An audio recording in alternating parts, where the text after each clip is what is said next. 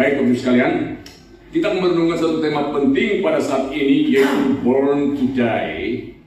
Saya ingin mengajak kita membaca beberapa ayat firman Tuhan terlebih dahulu sebelum merenungkannya. Saya akan membacakan Kejadian pasal 3:15 terlebih dahulu.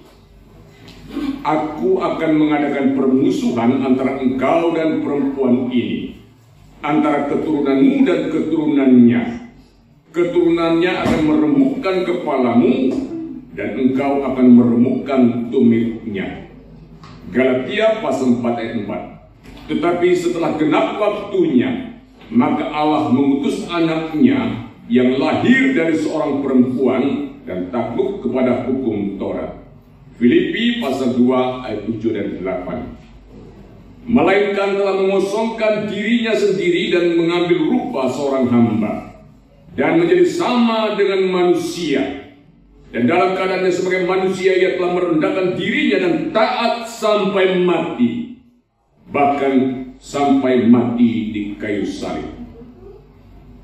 Saudara sekalian dikasihi Tuhan Yesus Kristus, kalau kita memperhatikan peristiwa kelahiran Kristus 2000 tahun yang lalu, maka sepertinya tidak ada yang menarik dari peristiwa kelahiran Yesus. Yesus Kristus tidak dilahirkan di hotel berbintang 5. Yesus Kristus tidak dilahirkan di rumah sakit kelas VVIP. Yesus Kristus tidak dilahirkan di istana raja, tapi dilahirkan di sebuah kandang yang hanya layak ditempati oleh binatang saja. Tapi justru tentang Yesus yang kelahiran begitu hina ini, malaikat di surga berkata, "Jangan takut, karena sesungguhnya aku memberitakan kepadamu kesukaan besar untuk seluruh bangsa. Hari ini lahir bagimu juru selamat, yaitu Kristus Tuhan di kota Daud." Artinya apa? Artinya di balik kelahiran Kristus yang nampaknya hina, ada berita yang mulia, berita yang ajaib, dan berita yang memberikan pengharapan keselamatan yang pasti pada setiap orang yang percaya kepada Dia. Haleluya. Saudaraku sekalian yang dikasihi Tuhan Yesus Kristus, konsepsi Yesus dalam rahim Maria dan kelahirannya sangat unik dan istimewa dibandingkan dengan kelahiran manusia pada umumnya. Dan satu di antaranya adalah Yesus lahir untuk mati. Meskipun kematian merupakan keniscayaan kontrak manusia, namun tidak ada orang yang lahir dengan tujuan mati, tidak ada. Semua orang lahir supaya bisa hidup, bisa sekolah, bisa berprestasi, sukses dalam hidup ini secara lahiriah. Tapi beda sekali dengan Yesus Kristus Tuhan kita yang hari kelahirannya kita peringati pada saat ini. Yesus lahir untuk mati, dan bukanlah kekonyolan ya, atau fatalisme ya, karena Yesus tidak berdaya melawan orang yang melawan Dia, tidak. Ini adalah rancangan Allah untuk menyelamatkan manusia dari murka Allah yang kekal. Di sini letak keistimewaan dan keunikan kelahiran Tuhan Yesus. Saudaraku sekalian yang dikasihi Tuhan, dalam Yohanes pasal yang 1 ayat 1 sampai 5 ada sekitar ada 4 kebenaran penting tentang membuktikan bahwa Yesus itulah Allah. Tetapi karena waktu, ya kita akan membahas hanya 2 saja. Ya, misalnya saya membahas perlu seri khusus untuk membahas keilahian atau ketuhanan Yesus Kristus. Saudara, kita melihat tentang keilahian Kristus dalam apakah sudah masuk saya punya? Saya yang pertama, Kristus sudah ada sejak kekal. Ya, itu yang pertama kita keilahian Yesus. Pada mulanya adalah firman. Firman itu bersama-sama dengan Allah, dan firman itu adalah Allah. Saudara-saudara, kata pada mulanya di dalam bahasa asli Alkitab bahasa Yunani, maka kata NRK artinya masa kekekalan. Dalam masa kekekalan yang tidak mungkin dijangkau oleh manusia. Di sana Kristus sudah ada, bersama-sama dengan Allah Bapa. Dan secara eksplisit disebutkan firman itu adalah Allah. Inilah yang disebut dengan istilah apa? Praeksistensi Kristus. Artinya keberadaan Yesus sebelum dia muncul dalam dunia ini melalui perawan Maria. Dalam Yohanes pasal 8 ayat 58, Tuhan Yesus berkata begini. Sebelum Abraham jadi, aku ada. Sudah perhatikan dalam terjemahan bahasa Inggris dikatakan before Abraham was born, I am.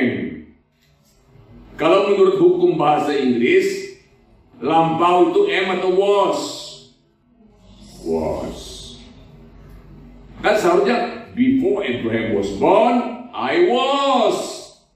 Dulu kan saya pernah ada. Tapi tensisnya digunakan di situ dalam bentuk presence. Before Abraham was born, I am. And adanya itu dalam bentuk presence. Artinya apa? Dulu dalam kekekalan Kristus ada. Dalam sejarah dia pernah ada. Dan sampai selama-lamanya Kristus ada. Soalnya di sini aja kita melihat bahwa betapa luar biasanya Yesus Kristus yang kita peringati hari kelahirannya. Logikanya kalau Yesus memiliki keberadaan sejak kekal dan terus-menerus dari kekal sampai kekal, berarti dia Allah. Karena hanya Allah lah yang memiliki keberadaan sejak kekal. Itu pertama. Yang kedua, ya, Yesus apa namanya? Yang kedua,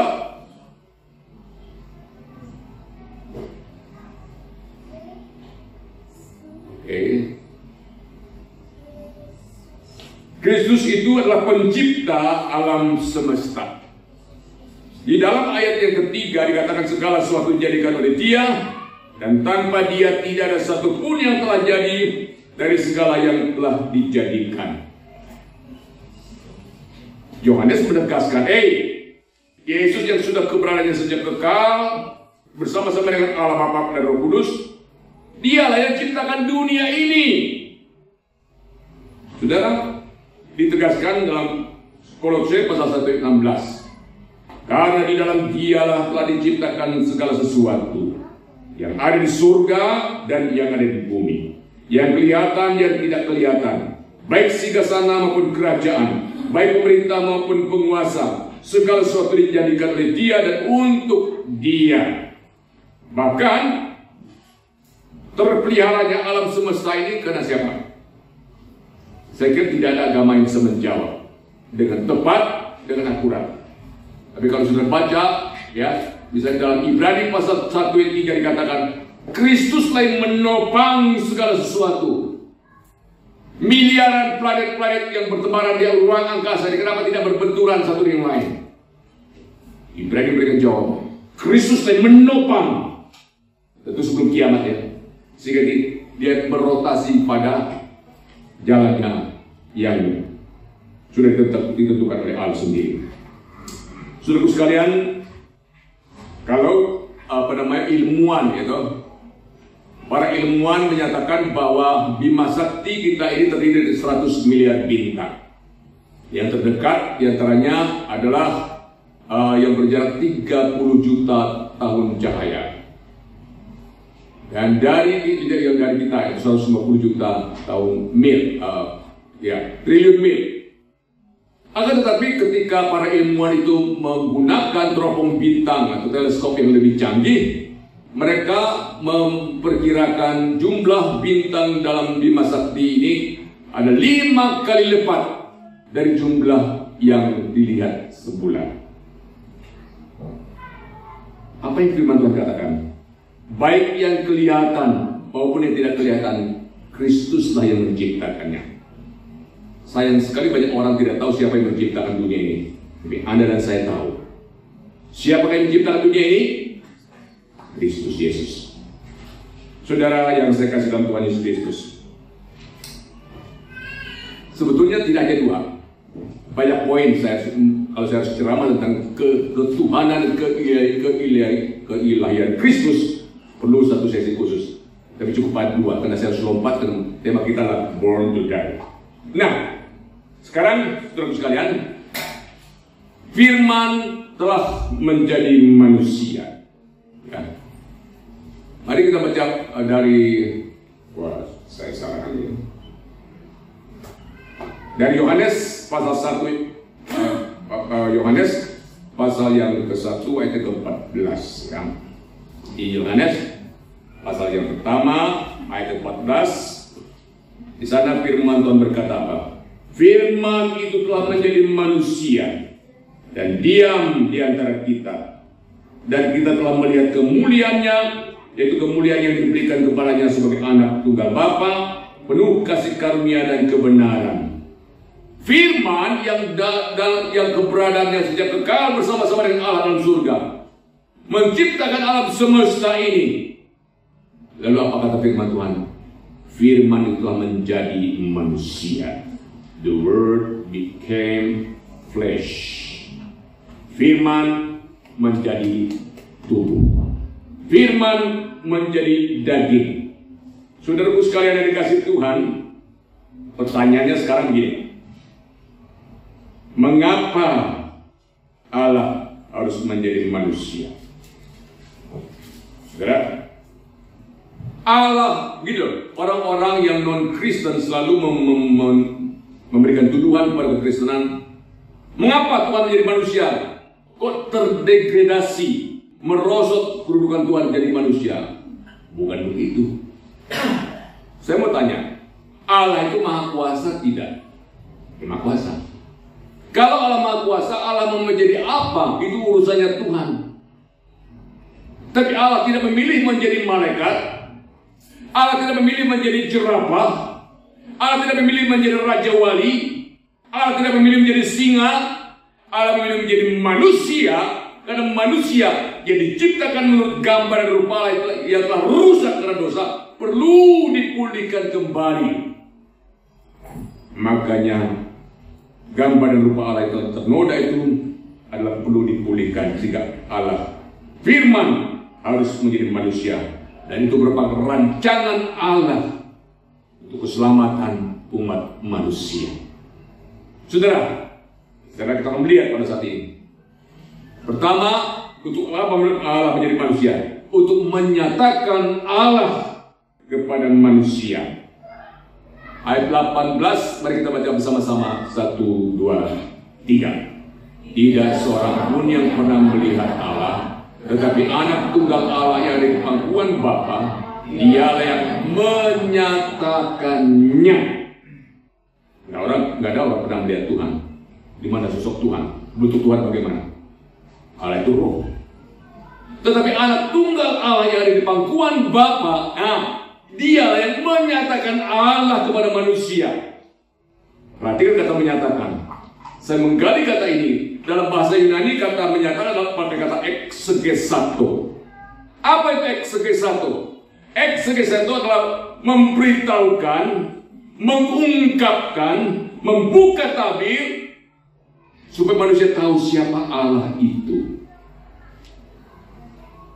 Manusia yang telah jatuh dalam dosa, Bapak Ibu sekalian, coba berspekulasi untuk percaya pada Tuhan yang mana yang harus saya sembah.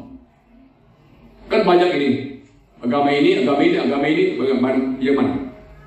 Manusia dalam ketersesatannya menyembah yang bukan Allah. Nah, agar manusia tidak meraba-raba, manusia tidak berspekulasi tentang Allah, maka Allah membuka diri. Ini loh saya. Jangan sembarang percaya. Jangan percaya kepada yang bukan Allah. Maka Kristus adalah Allah yang menyatakan dirinya kepada manusia, supaya manusia tidak berspekulasi meraba-raba siapa Tuhan. Jadi barang siapa ingin percaya kepada Tuhan, percaya kepada Kristus. Barang siapa ingin menyembah Tuhan, sembahlah Kristus. Karena Yesus Kristus adalah Allah yang menyatakan dirinya kepada manusia, agar manusia tidak meraba-raba dan berspekulasi mana Tuhan.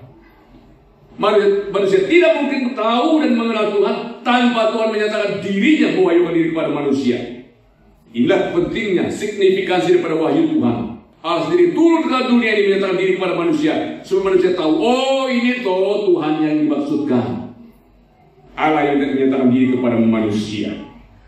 Saudara, Alkitab mengatakan manusia itu sesat seperti domba dan mencari jalannya sendiri. Ya dong.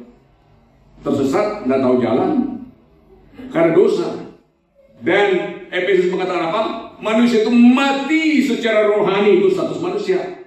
Kamu dahulu sudah mati karena pelanggaran dan dosa-dosamu, kata firman Tuhan. Kita sesat seperti domba, kita mati secara rohani. Dan orang mati bisa apa sih? Orang mati masuk peti mati sendiri aja tidak bisa. Orang mati tidak berdaya, itulah kondisi manusia, itulah jatuh dalam dosa, mati secara rohani. Dan manusia coba mengatasi kondisi seperti itu dengan apa? Dengan berusaha berbuat moral yang bagus. Dengan bagaimana? Dengan berbuat kebajikan. Dengan bagaimana? Dengan memeluk suatu agama tertentu. Dengan bagaimana? Dengan beramal ibadah. Saudara sekalian, bagaimana poin saya? Ya, tetapi tidak satupun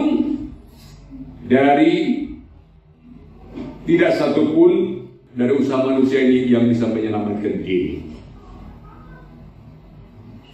Yesaya pasal 64 ayat 6 mengatakan, kebajikan manusia, kesalehan manusia seperti kain lap yang kotor di mata Tuhan. Efesus pasal 28 ayat 9 mengatakan, kamu diselamatkan bukan karena berbuat baik, berbuat amal, tapi karena anugerah semata-mata. Karena itu kalau dengan kemampuan diri manusia, tidak mungkin manusia bisa selamat. Saudara, saya coba bikin bagan seperti ini. Panah-panah ke atas itu adalah usaha manusia mencari Tuhan. Berbuat amal, berbuat baik, bersedekah, beragama. Coba-coba, insya Allah bisa masuk surga. Mudah-mudahan bisa selamat. Itu agama. Saudaraku sekalian, tapi manakah di antara panah itu yang mencapai Allah? Tidak ada. Maka Allah sendiri turun dari surga. Ya. Dan lahir di kandang Bethlehem, di kandang yang hina, ya. Dan setelah genap waktunya, kata firman Tuhan, Kristus lahir melalui benih wanita. Ini sinkron dengan Kejadian 3:15. Keturunanmu akan meremukkan tumitnya, engkau akan mati kepalanya. Ular akan meremukkan tumit anak keturunan perempuan itu, dan keturunan perempuan itu akan meremukkan kepala ular. Tumit dipatuk sakit, tapi kepala dihancurkan fatal. Dan menarik sekali Bapak Saudara kalau sudah perhatikan, di situ dikatakan benih wanita, her seed, singular, benih wanita. Semua kita lahir karena benih pria membuahi sel telur wanita, jadilah kita. Tapi Kristus, perhatikan, hanya benih wanita. Oleh Roh Kudus yang lahir, yang berintervensi dalam kandungan Maria, dan di situ dijanjikan dia meremukkan kepala si ular. Saudara sekalian yang dikasihi Tuhan Yesus Kristus, melalui Kristus yang mati di kayu salib, berkorban bagi kita, maka hubungan dengan Allah dan manusia telah terputus karena dosa, disambung kembali, dipulihkan kembali di dalam Tuhan Yesus Kristus. Maka tepat sekali kalau GP Kris Kelapa Gading memakai tema ini. Ini betul, karena itulah tujuan Yesus lahir 2000 tahun yang lalu, untuk mati di kayu salib, berkorban bagi kita. Lahir tanpa pengorbanan, tanpa kebangkitan tidak ada artinya. Terus sekalian dikasih Tuhan, apa beda agama dan Injil? Saudara, perhatikan baik-baik. Agama, perhatikan, panahnya dari bawah ke atas. Usaha manusia cari Tuhan, cari Allah. Yang dalam slide geologi disebut antroposentris. Antropos itu manusia, sentris ya center, pusat. Jadi agama berpusat pada usaha manusia, inisiatif manusia, amal ibadah manusia untuk mencari Tuhan, semoga bisa selamat. Itu agama namanya. Tetapi Injil itu bagaimana? Perhatikan, panahnya dari atas ke bawah. Dalam bahasa teologi disebut theosentris. Theos itu Allah, sentris ya center. Jadi Injil berpusat pada inisiatif Allah, karya Allah untuk menyelamatkan manusia dari kebinasan yang kekal. Kalau dibanding-bandingkan, mana yang lebih kuat, usaha manusia atau usaha Allah? Halo? Usaha Allah. Dan itulah Injil yang kita percaya dalam Yesus Kristus pada hari ini. Puji Tuhan. Saudaraku sekalian yang dikasih Tuhan, itu sebabnya Tuhan Yesus berkata dalam Lukas pasal 19 ayat 10, sebab anak manusia datang untuk mencari dan menyelamatkan yang hilang. Allah yang mencari manusia, bukan manusia yang mencari Allah. Permisi tanya, waktu Adam dan Hawa jatuh dalam dosa, siapa cari siapa lebih dahulu? Manusia cari Tuhan, Tuhan cari, atau Tuhan cari manusia? Tuhan mencari manusia. Adam, di manakah engkau? Tidak berarti ada Allah tidak tahu Adam di mana. Itu kata menuntut pertanggungjawaban. Kalau ada seorang ibu sudah kasih baju seragam anaknya pagi-pagi mau pergi sekolah, sudah cantik-cantik, sudah pokoknya sudah siap, lalu dia main di halaman, dia tepok-tepok lumpur, lumpur terpercik ke pakaiannya. Mamanya teriak, apa yang kau lakukan? Kan bukan berarti mamanya tidak tahu kan? Pertanyaan itu menuntut bertanggung jawab. Engkau seharusnya tidak menepok-nepok lumpur. Engkau sudah siap ke sekolah. Adam, engkau tidak harus di situ dalam ketidaktaatan, tapi di sini dalam ketaatan kepada Tuhan. Maka Allah yang berinisiatif dari waktu ke waktu untuk menyelamatkan manusia. Yang kedua, mengapa Allah harus menjadi manusia? Agar dapat berkomunikasi dengan manusia. Kalau Allah turun dari surga pakai bahasa surgawi, gak bakal ada orang ngerti. Kalau Allah turun dari manusia dengan segala kemuliaan dan kebesarannya, gak ada orang bisa bertahan hidup. Makanya Filipi mengatakan Allah telah mengosongkan dirinya walaupun dia setara dengan Allah. Dia melepaskan itu sementara untuk menginkarnasi jadi manusia. Agar apa? Agar bisa berkomunikasi.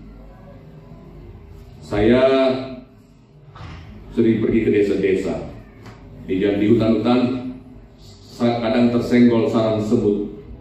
Waduh, semut kocar kacir kesana kemari. Pengen saya ngomong semut, tolong jangan kocar kacir. Mohon maaf, saya tidak bermaksud mengganggu. Ya, tapi semut tidak bisa mengerti bahasa saya. Kecuali saya menjadi semut, pakai bahasa semut, baru bisa berkomunikasi dengan semut.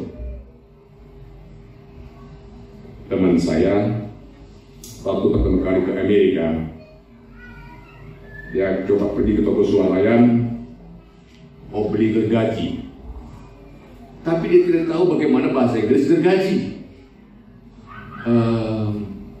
I want to buy something which is like saya mau beli sesuatu kayak apa yang dia mau cari model apa.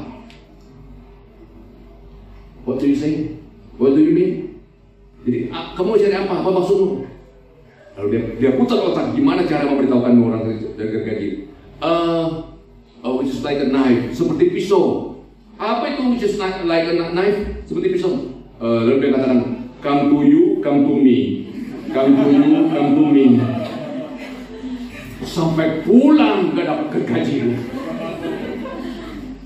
Apa itu come to you, come to me? Sampai pulang gak dapat apa-apa deh. Apa? Masalah komunikasi. Waktu di Shanghai saya beli super mie, apa namanya, di pinggiran. Lalu saya kadang ngerti Mandarin, orang itu juga ngerti bahasa Inggris. Lalu setelah ya beli, dia kembalikan uangnya. Lalu dia bilang, arigato. Dia pikir saya orang Jepang. Saudara, susah itu masalah komunikasi. Allah tidak pakai bahasa surga untuk menyapa kita. Dia turunkan dunia ini, pakai badan manusia, gunakan bahasa manusia supaya bisa berkomunikasi dengan manusia untuk menyampaikan maksud dan rencananya, keselamatannya untuk umat manusia supaya manusia bisa mengerti rencana Allah. Saudara, firman dalam bahasa Yunani disebut logos. Logos itu ya bisa ide, pikiran, dan perkataan Allah. Ide seseorang baru bisa dimengerti kalau disampaikan melalui kata-kata. Dan itulah idenya Allah dan perkataannya Allah. Saudara, dari situ, dari kata logos asal kata semua logi yang ada, biologi, teologi, apapun logi-logi ilmu pengetahuan berasal dari sini, ya. Saudara, yang ketiga, agar bisa merasa pergumulan hidup manusia. Saudara, Ibrani pasalnya yang keempat ayat 15 berkata apa? Sebab imam besar yang kita punya bukanlah imam besar yang tidak turut merasakan kelemahan-kelemahan kita. Sebaliknya sama dengan kita, ia telah dicobai, hanya tidak berbuat dosa. Saudara, ayat ini sangat menguatkan. Orang tua terbatas mengerti pergumulan anaknya. Anak terbatas mengerti apa maunya orang tua. Suami terbatas mengerti istri, istri terbatas mengerti suami. Seorang sahabat pun terbatas memahami pergumulan sahabatnya. Tapi ingat, Yesus Kristus imam besar agung kita mengerti pergumulan kita. Dia tahu apa yang sedang saudara galaukan. Dia tahu apa menjadi pergumulan hati saudara. Orang lain pun tidak tahu. Dia bukan hanya empati, dia telah merasakan itu ketika dia ada dalam dunia ini. Karena itu datanglah kepada dia setiap saat. Di tengah-tengah orang terbatas membantu kita, ada Yesus, sahabat sejati, yang tidak pernah meninggalkan kita. Saudara, orang yang tidak pernah sakit gigi sulit memahami orang sakit gigi. Itu aja nangis, itu aja keluar air mata, belum tahu dia. Orang yang tidak pernah sakit emah sulit mengerti bagaimana orang rasanya sakit emah. Karena dia belum mengerti, dia belum pernah mengalami. Tapi Yesus Kristus datang ke dunia ini mengalami dan menjadi manusia, merasakan penderitaan manusia, sehingga dia bukan hanya berempati, tapi dia sanggup menolong dengan jalan keluar kepada kita. Dialah sahabat kita, dia imam besar kita yang siap menolong kita. Yang keempat, agar bisa mati menggantikan manusia yang berdosa. Saudara-saudara, Allah yang ada roh tidak mungkin mati. Tetapi dengan menjadi manusia memungkinkan Yesus mati menggantikan Anda dan saya berkorban di kayu salib. Saudara, Yesaya pasal yang ke-53 ayat 4-5 mengatakan, Dia tertikam karena pemberontakan kita, Dia tersiksa karena kita, Dia mati karena kita. Kematiannya itu bersifat substitusi. Itu sampai Filipi pasal 2 ayat 7-8 mengatakan, malaikat telah mengosongkan dirinya sendiri dan mengambil rupa seorang hamba dan menjadi sama dengan manusia. Dan dalam keadaan sebagai manusia ia telah merendahkan dirinya dan taat sampai mati, bahkan mati di kayu salib. Sebenarnya Bapak Ibu sekalian, nubuat dalam Kejadian pasal 3:15 ini digenapi dalam diri Tuhan Yesus Kristus. Dikatakan aku akan mengadakan permusuhan antara engkau dan perempuan ini, antara keturunanmu dan keturunannya akan meremukkan kepalamu dan engkau akan meremukkan tumitnya. Saudara, inilah yang disebut dengan istilah protopangelium, ya. Protopangelium itu dari kata protos, itu artinya pertama, evangelion itu Injil. Jadi Kejadian pasal 3:15 Injil pertama di dalam Alkitab yang menubuatkan tentang kematian Kristus. Saudara, dikatakan keturunannya, her seed, itu singular. keturunan wanita. Benih wanita itu ya akan meremukkan kepala ular, yaitu Yesus Kristus, anak benih Maria. Saudara, terkait dengan nubuat ini Rasul Paulus berkata dalam Galatia pasal 4 ayat 4, tetapi setelah genap waktunya, makalah mengutus anaknya yang lahir dari seorang perempuan, pakai benih wanita sebetulnya, dan takluk kepada hukum Taurat. Jadi karya keselamatan Allah yang tersamar dalam perjanjian lama dinyatakan lebih jelas dan makin jelas dalam perjanjian baru. Ini disebut dengan progressive revelation. Saudara, kalau sudah perhatikan dalam Kejadian pasal yang ketiga, waktu Adam dan Hawa itu jatuh dalam dosa dan mereka tahu mereka telanjang dalam keadaan malu. Apa yang mereka buat? Mereka petik daun-daun kayu untuk menutupi malu mereka. Kekuatan daun kayu berapa lama sih? Kena angin, kena terik matahari, gugur, dan kondisinya tidak lagi bisa menutupi rasa malu mereka. Maka Tuhan berinisiatif memotong seekor hewan dan darahnya tercurah, dan kulit binatang itu digunakan untuk membuat pakaian bagi manusia.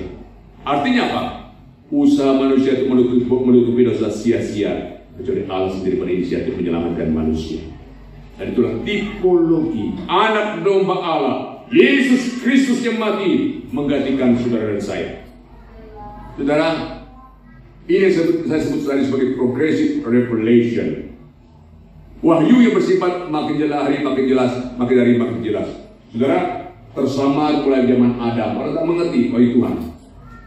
Nuh, Abraham, Musa dan bangsa Israel, para nabi, Daud sampai oleh pembaptisan, puncaknya Yesus Kristus.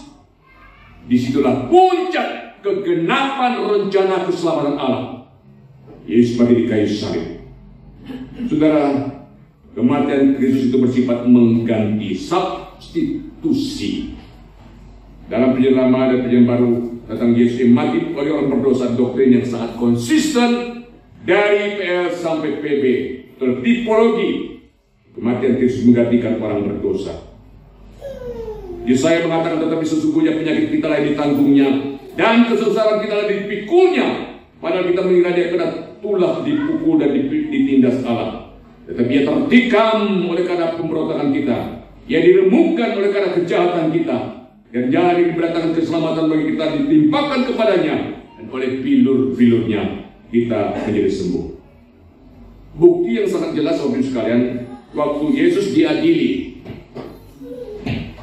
ada seorang preman kelas kakap yang terlibat dalam pemberontakan, dalam pembunuhan dan perampokan dan sebagainya, nama Barabas. Waktu diperhadapkan kepada halayak ramai, manakah yang kamu mau aku lepaskan, kata Pak Pilatus? Yesus disebut Kristus atau Barabas? Serentak mengatakan, Barabas lepaskan, Kristus disalibkan. Yesus tidak berdosa, Barabas penuh dengan dosa. Ini bukti Yesus mengganti orang berdosa. Dan memang yang harus mengganti orang berdosa adalah orang yang tidak berdosa. Kalau Yesus ada sedikit saja dosanya, dia tidak qualified menjadi juru selamat. Sama seperti orang buta tuntut orang buta dan dua-duanya masuk jurang. Dan puji Tuhan, Yesus Kristus sang juru selamat kita, kudus tanpa dosa sedikit pun, sehingga dia layak menjadi juru selamat kita. Saudara sekalian yang dikasihi Tuhan Yesus Kristus, dia mati untuk kita. Saudara, saya membaca suatu artikel, ya, saudara. Apakah saudara sudah membaca juga? Ini gambar pernah mendapatkan waktu di sayembara dapat juara fotografer dari Kanada, lomba di Jepang. Jadi ketika itu fotografer itu melihat seekor rusa yang menarik perhatian gerombolan cita, itu deh, seperti macan cita namanya. Saudara, dan cita itu punya anak di sana yang mau dikejar oleh cita-cita ini. Ya, rusa ini punya anak yang mau dikejar cita. Tetapi rusa ini menarik perhatian dia, benar mandiri, berlari-lari supaya apa? Supaya cita itu mengejar dia. sehingga anaknya tidak dimangsa. Dan waktu cita-cita dia menggigit rusa itu, dari kejauhan dia melihat anaknya selamat. Dia relakan dirinya, biar saya dimakan bintang buas ini. Asal anakku selamat, dan betul anak rusa itu selamat, dan dia yang jadi korban mangsa binatang buas. Kalau binatang ini berkorban itu anaknya, maka lebih bagi Yesus Kristus mengorbankan dirinya dari kayu salib, mati bagi kita, menggantikan saudara saya. Waktu perang Korea Utara dan Korea Selatan berkecamuk, saudara, kondisi sangat memprihatinkan. Banyak orang menyeberang, ya. Saya sudah pernah sampai ke perbatasan Korea Utara dan Korea Selatan, dan saya tahu kondisi itu begitu mengerikan. Dan satu wanita yang hamil tua menerobos. Entah bagaimana dia melarikan diri dari Korea Utara ke Korea Selatan. Kalau tidak, dia akan habis. Saudara, untuk dia bisa melewati perbatasan dan dalam hutan belantara, dia sudah hamil besar, hampir melahirkan. Aduh sakit. Lihat, jangankan rumah sakit, rumah penduduk pun tidak ada. Lalu diam melahirkan di bawah suatu jembatan. Dia melahirkan dengan susah payah. Waktu melahirkan, dia berusaha dengan tenaga yang potong bayi, pusar bayinya, dan dengan sisa-sisa pakaian pada dia bungkus bayinya, sehingga hanya kelihatan hidung dan mulutnya supaya bisa bernapas. Musim dingin di bawah nol. Yang dia lihat bayi itu kedinginan, dia ambil lagi pakaiannya, dibungkus setebal-tebalnya. Sementara dia sendiri, mohon maaf, tanpa busana. Dan kondisi seperti itu tentu musim dingin yang sangat menyengat, akhirnya dia meninggal dunia. Ada sepasang misionaris berjalan-jalan jembatan seperti melihat tangisan bayi. Ini ada tangisan di bayi di mana ini? Di mana ya? Oh, mereka lihat di bawah jembatan. Ada seorang ibu yang tanpa busana. Dan semua bajunya yang digunakan untuk bayi ini. Apa itu? Mereka selamatkan. Dan ibu itu mereka kuburkan di sebuah bukit. Mulai dari tahun ke tahun anak itu mulai besar. Dia tanya, siapa orang tua saya? Misionaris tidak mau jawab. Rambutnya lain dari rambutku, kulitnya lain daripada kulitku, wajah daripada lain kulit wajah. Ini pasti bukan orang tua saya. Tolong kasih tahu siapa orang tua saya. Dengan dia sudah mengerti, kira-kira umur 6 tahun, sudah mengatakan, boleh kami bawa kamu ke makam mamamu. Bawa terus gitu. Mamamu waktu musim dingin melahirkan kau tanpa bantuan, dan semua pakaian digunakan membungkus engkau supaya kau tidak kedinginan. Tapi mamamu meninggal dunia. Anak baru 6 tahun, dia menangis terseduh-seduh. Inilah mama yang berkorban bagi saya, sehingga saya bisa hidup. Terbuka bajunya, lah dia taruh di pusara mama. Terima kasih mama telah berkorban bagiku. Anak kecil 6 tahun, tahu mamanya berkorban bagi dia. Kalau mama ini berkorban bagi bayinya, semua pakaian diberikan kepada dia, dan walaupun dia mati, yang penting anaknya bisa hidup. Yesus Kristus lebih lagi mencurahkan darahnya yang kudus. Dirinya tidak berdosa, berkorban bagi anak saya, supaya kita tidak binasa, melainkan beroleh hidup yang kekal. Saudaraku sekalian, mari di hari Natal ini, maupun kita mengerti bahwa Dia yang telah lahir, Dia juga telah mati bagi kita. Jangan sia-siakan pengorbanannya. Terimalah Dia seperti Tuhan dan Juru Selamat pribadi saudara. Dan kalau sudah terima Dia seperti Tuhan dan Juru Selamat pribadi, mari bertekad membuat resolusi pada akhir tahun ini. Lebih setia kepada Tuhan, lebih setia beribadah kepada Tuhan, lebih setia melayani Tuhan. Dunia ini akan berakhir dalam sekali. Kurang lebih 250.000 orang meninggal dunia setiap hari di seluruh dunia. Ada yang kena penyakit seperti COVID, ada yang kena bencana alam seperti gempa bumi, ada yang kena serangan teroris, ada yang kena peperangan. Pertanyaan saya, di antara 250.000 orang meninggal dunia, berapa banyak di antara yang meninggal mereka sudah mendengar Injil? Di antara mereka sudah mendengar Injil, berapa banyak sudah percaya menerima Tuhan Yesus diselamatkan? Anda dan saya, dia sudah mengenal Kristus. Ajak orang untuk mengenal Dia. Natal itu kesempatan mengajak sebanyak mungkin orang untuk mendengar Injil berita Natal. Saudara, pusat keselamatan dari zaman ke zaman, dari waktu-waktu adalah Yesus Kristus yang mati bagi kita. Kalau dalam perjanjian lama mereka memandang ke depan, Kristus Mesias yang akan hadir. Kita sekarang melihat ke belakang, Kristus yang sudah tersalib, dan Dia adalah pusat keselamatan kita. Di luar Kristus tidak ada keselamatan. Bagaimana respon kita? Saya diterima oleh Yesus bagaimana juru selamat pribadi saudara. Yohanes pasal 1:12 mengatakan, kita baca bersama-sama, 1, 2, 3. Tetapi semua orang yang menerimanya diberinya kuasa supaya menjadi anak-anak Allah, yaitu mereka yang percaya dan beriman. Tetapi semua orang yang menerimanya, menerima Yesus yang lahir dan mati dan bangkit itu, diberi kuasa, diberi status menjadi anak-anak Allah, dan mereka yang percaya dalam namanya. Selamat Natal 2022 dan selamat tahun baru 2023. Tuhan Yesus memberkati kita sekalian. Amin.